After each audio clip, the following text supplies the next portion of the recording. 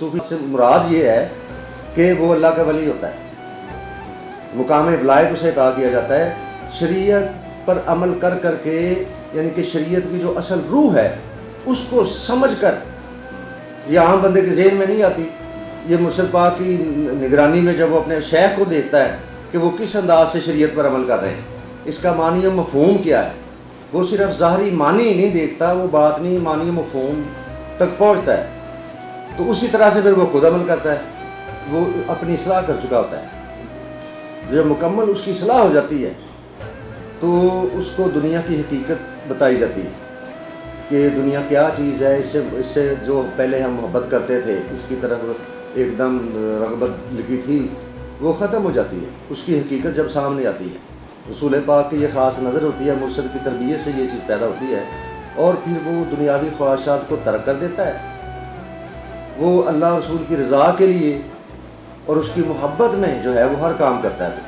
اب یہ کہ وہ اگر داڑھی کو رکھ لے یا کوئی ایسی بات کرتے ہیں، ہم کہتے ہیں صوفی صاحب ادھر آؤ، صوفی صاحب ادھر آؤ، یا کسی نے کوئی جبہ پہن لیا یا کوئی ٹوپی ایسی پہن لی، ماما ایسے باندھ لیا، ہم کہتے ہیں پیر صاحب پیر صاحب.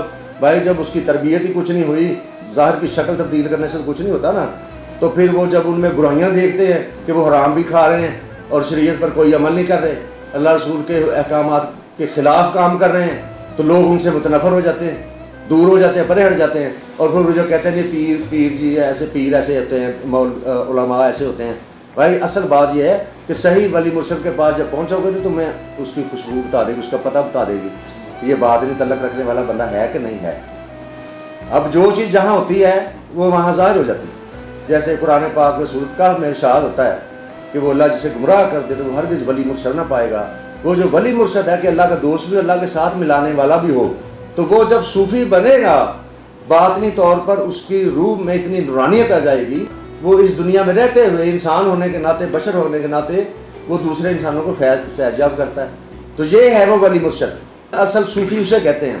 صوفی کا پتہ کرنا ہو کہ یہ شخص صوفی ہے کہ نہیں، صحیح ولی مرشد ہے کہ نہیں، تو ان کے قریب جو لوگ رہتے ہیں نا، ان سے آپ پوچھیں کہ آپ کو کس قسم کا کوئی روحانی فیض ملا ہے، آپ کی دعائیں قبول ہو رہی ہیں. تو دعائیں اس کی فوراً قبول ہوتی ہیں، کچھ فوراً ظاہر ہو جاتی ہیں، کچھ لیٹ ظاہر ہوتی ہیں، اور لیٹ ہو جائے گی، لیکن دعا صوفی کی قبول ضرور ہوتی ہے. وہ صحیح مومن وہی ہوتا ہے، صحیح اللہ کا ولی وہی ہوتا ہے. تو اب آپ اگر صحیح جگہ پہ پہنچے ہی نہیں ہیں تو اپنا عقیدہ مت خراب کریں، کیونکہ قرآن و حدیث غلط نہیں ہو سکتا.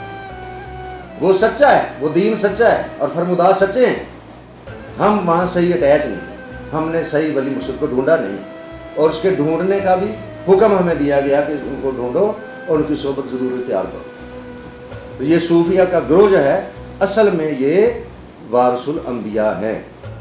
اصل میں یہ حقیقت میں یہ حضور کے سچے وارث ہیں.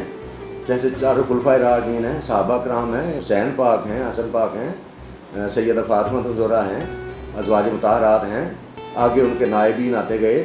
اصل میں ہم صوفیہ انہیں سمجھتے ہیں اور کہتے ہیں کہ صحیح صوفی وہ ہوتا ہے.